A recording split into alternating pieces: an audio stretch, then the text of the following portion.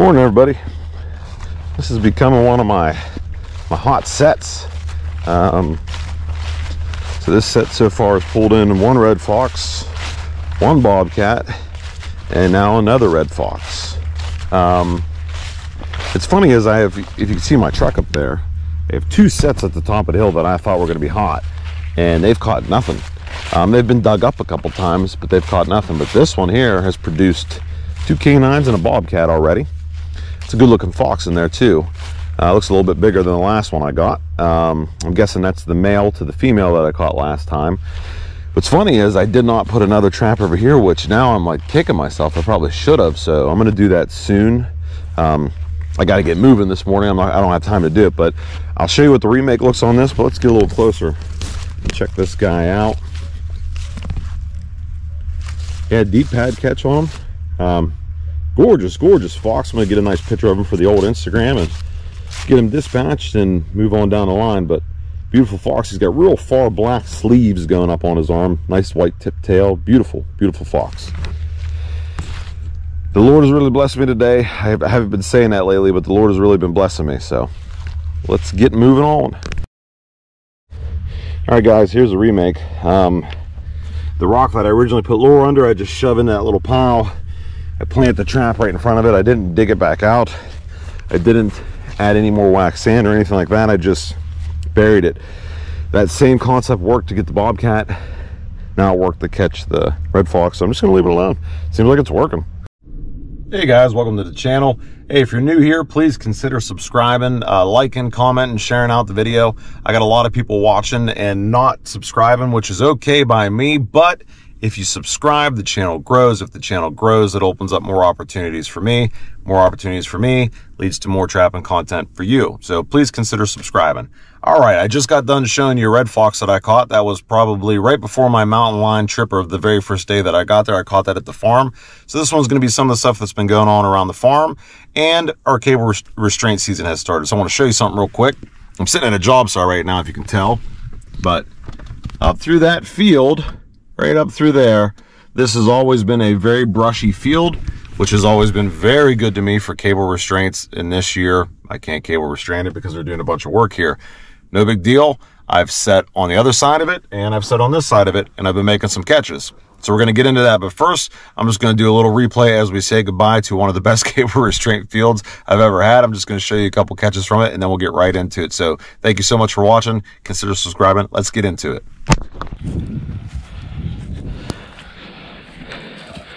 Well, boys and girls, if you're looking close, this right here is a coyote that I caught in a cable restraint. No joke. Cool. He's tumbling all over the place, but it looks like a young doggy. But hey, that's what we want. We want those coyotes caught. So I want to get this thing taken care of so he don't get away and show you what it looks like. But he is tumbling and flipping and flailing and boy, whew. All right, let me go take care of him. All right, y'all, picked up a coyote today. Been a while. It has been a while. Finally picking up the coyote and the cable, got it right around the neck.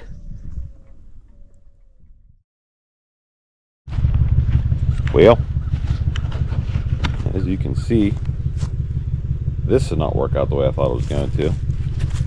Got ourselves a possum. Actually one that's kind of standing his ground too.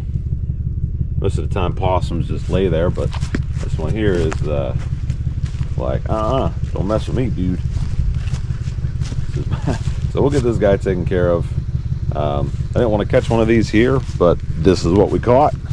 And I hate all the stipulation that goes around about possums and how they're this tick-eating machine. They're really not. They're a turkey-eating machine, a nest raiding machine, and those animals that they kill a lot more turkeys and eat a lot more ticks than they do. So if you catch possums, you should take care of possums. You should dispatch them. So all right, get this guy taken care of and then we'll move on.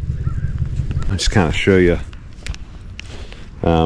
It's hard to get a good angle from this field to show you how big it is, but it goes all the way up to the top of that ridge, and it's like this all over the place. perfect for cable restraints. I actually really don't even try to set regular traps here. So I've gone through and I've set 9 cable restraints up through here in areas where I know coyotes like to cross and where they hunt. And when I came in here, I was flushing out little birds and all sorts of things. So there's always critters running around over here, and I think that's why the coyotes like to come over here and hunt. This spot right here, I always call this the puddle.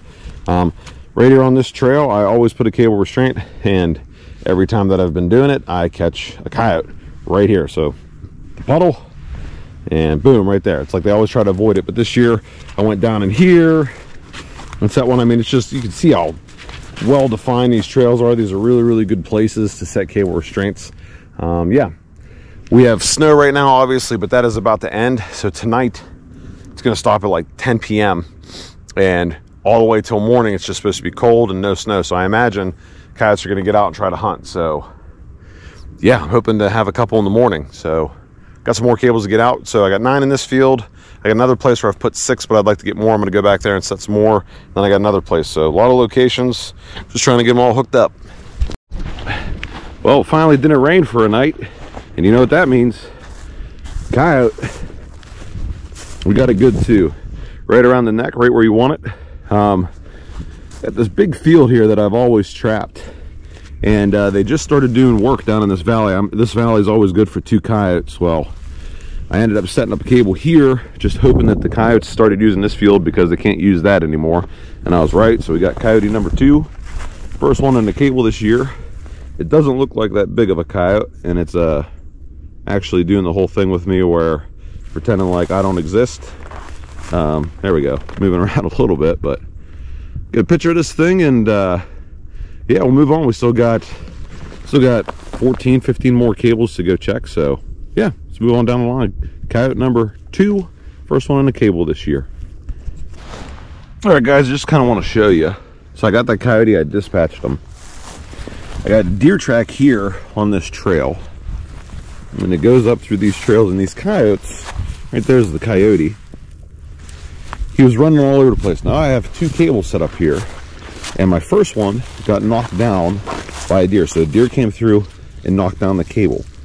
I didn't keep it on the same trail. I put it in a different spot because I know the coyotes like to hunt this area. If I wouldn't have put 2 cables here, if I only would have put that one, I wouldn't have caught this coyote. If the deer wouldn't have come through, I might have caught 2 coyotes, because more than likely it was a pair, but we caught the one. So if this is where they like to hunt, I might try to come over here and set up some more, but let's go check this out. Clean headshot. Let's check. So female, had a feeling it was a female. It looked kind of small. So her male is running around. He'll probably be back tonight. So I'm going to try to get here after work, get some cables up, and be ready for them. All right, let's move on. All right, guys. Well, we're finally getting a break in all this crazy weather we've been having, and caught ourselves a coon in a DP. It's been a while since we caught a coon in a DP. So I got a DP here, got a DP over there. I got another DP over here. Looks like it got set off. Might have been from him. And then I got cable restraints on these trails. That cable's up and good. Cable's up and good. We caught the coyote yesterday, so maybe some things are moving around. So I can't remember what number coon this is. I quit keeping track. So I think this might be up near 20, but we're gonna get this guy taken care of, and then we're gonna move on. Well, guys, sometimes you never know where you're gonna find some sign. This is what looks to be a fair amount of fox scat, and it looks like it's happened numerous times. So yeah, I think I should put a trap here. But here's what's really funny. That's my fire pit, and that's my house. The jerk. I'm always trying to trap out there, and maybe I'm messing up and I should put a trap right here. I don't know. But yeah, literally right here. So trap line tip, sometimes you don't have to go all that far. All right, y'all, that's gonna do it for episode 8. Hey, I do have a question for you if you're a seasoned trapper. I just want to show you the fur on this coyote. Really looks good. Except for, I mean, it's real prime fur, except for the tail.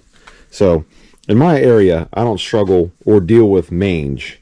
But to me, this looks like maybe mange, or just getting rubbed down on the tail. Now, normally when I have a coyote that rubs, it rubs up here on the guard hairs. Now, not that her guard hairs are really, really thick, but there's no rubbing there that I can see. So just let me kind of show you guys so you can really see. You get the long side here, and then right here. Is this mange? If it is mange, just let me know. I'm not worried about it spreading or anything like that. I don't have a whole bunch of fur, but plus I put it in the freezer just in case for a long period of time. But just let me know. I'm not real familiar with it. I'm going to keep this coyote for myself regardless because I like the fur on her, but I'm just curious as to if that's just rubbing from her being in that cable restraint, maybe being up against the thorn brushes, or what have you. So just let me know if you're.